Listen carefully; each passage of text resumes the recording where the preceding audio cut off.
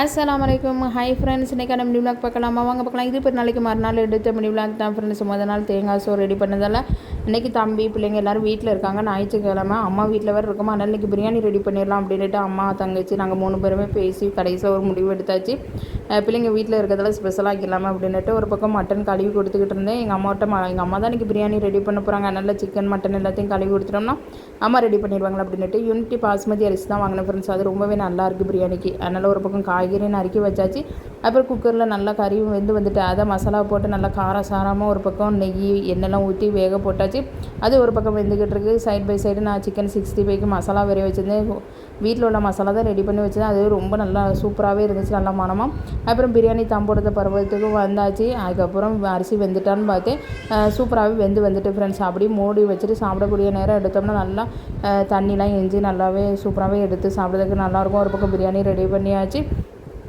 பிள்ளைங்க எல்லாருமே ஒன்றா உட்காந்து இருந்தாங்க. அதனால் அவங்களுக்கு சாப்பாடு வச்சு கொடுத்துடலாமா அப்படின்ட்டு ஸ்கூல் லீவாக இருக்கிறதுல பிள்ளைங்க ஒரே செல்லு தான் பார்த்துக்கிட்டு இருக்காங்க ஃப்ரெண்ட்ஸ், ஃப்ரீ ஃபயர்.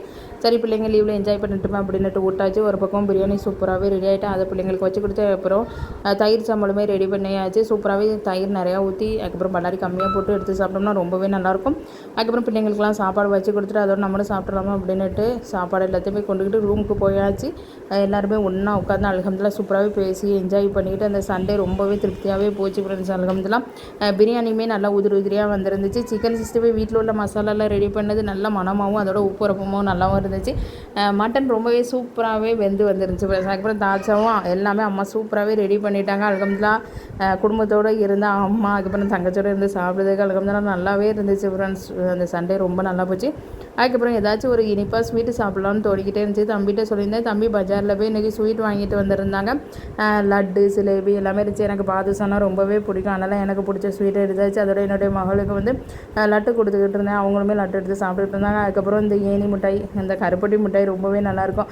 ஸ்வீட்டு கேட்டதுக்கு இந்த தம்பி நிறையா ஸ்வீட்டும் அதுக்கப்புறம் கொஞ்சம் காரமாக அந்த காரச்சோ மட்டும் வாங்கிட்டு வந்திருந்தாங்க. இந்த மிளகு காரச்சோ இது டீக்கு வச்சு சாப்பிட்றதுக்கு நல்லாயிருக்கும். அப்புறம் ஈவினிங் கூட டீ போட்டு அழகுதான் நல்லபடியாக அந்த காரச்சை வச்சு சாப்பிட்டாச்சு. பிள்ளைங்களுக்கு ரொம்பவே பிடிச்சிருந்துச்சி ஸ்வீட்டு.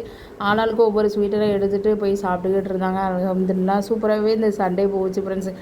அல்ஹம்துலில்லாஹ். அதுக்கப்புறம் பெருநாளுக்கு போயிட்டு அம்மா வீட்டில் நல்லாவே என்ஜாய் பண்ணி ஒவ்வொரு டைம் போய்கிட்டு இருந்துச்சு. அது மட்டும் இல்லாமல் தங்கச்சி கூட இருந்தாங்களா, நேரம் போனதே தெரியல. பிள்ளைங்களுக்கு லீவு ரொம்பவே நல்லாவே என்ஜாய் பண்ணி அல்ஹம்துலில்லாஹ் நல்லபடி போச்சு. அதுக்கப்புறம் என்னுடைய சமீர் அம்மா எல்லாருமே ஸ்வீட்டை சாப்பிட்டுக்கிட்டு இருந்தாங்க. என்னுடைய மகள் அவங்களுக்கு பிடிச்ச ஸ்வீட்டை எடுத்து சாப்பிட்டுட்டு அல்ஹம்துலில்லாஹ் நல்லாவே போச்சு. அதுக்கப்புறம் பார்த்திங்கன்னா காரச்சை வச்சு அதுக்கப்புறம் எனக்கான ஸ்வீட்டை வச்சு நான் உட்காந்து டீ குடிச்சிட்ருக்கேன். அப்புறம் மஸ்கோ தலமாக வாங்கிட்டு வந்தாங்க. இந்த தடவை ஸ்வீட்டு சாப்பிட்ணுன்னு சொன்னதுக்கு